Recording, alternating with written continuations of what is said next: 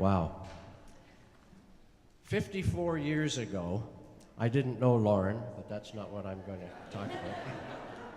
But I did know and met a fellow by the name of Peter McCutcheon. In fact, in 1960, we formed a band which some of you may have heard of. It was called the Rondells.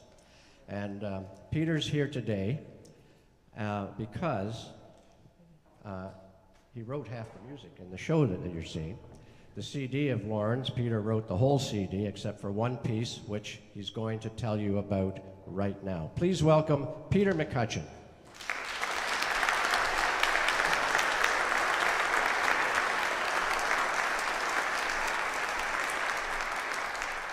I'd just like to say a few words before I sit down at the keyboard. I am just blown away by the scope and quality of the talent that is present in this region. I come from the West, where we've got Michael Bublé and David Foster and Bryan Adams and Sarah McLachlan. It goes on and on and on, but I can't believe the quality of the music that is coming out of Waterloo. And it's a tribute to, I'm honored to be here, particularly in the presence of such incredible musicians. Douglas Haas you haven't even seen on stage yet, and you're going to be blown out of your seats when he sits down. But I attribute it to, first of all, the quality of the tuition that is going on here. Schools like Olena's Accent Piano Studio, Andre's KW School of Music, and of course the Faculty of Music at Laurier, where you have a very, very high caliber of education, musical education, which is drawing talent, not just from the local region, but from all over Canada.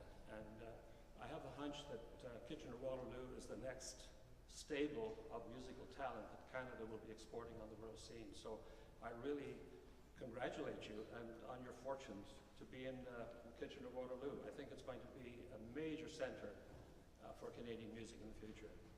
I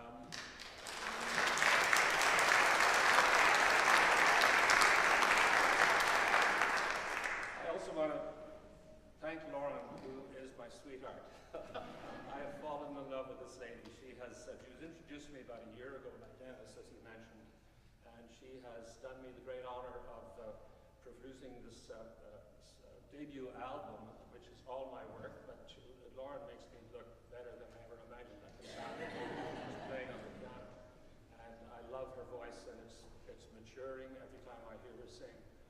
This next song is my exercise. Normally when I write a piece of music, I usually write the music and then I come up with some lyrics to go along with it, because the music kind of inspires a notion or a theme or a message.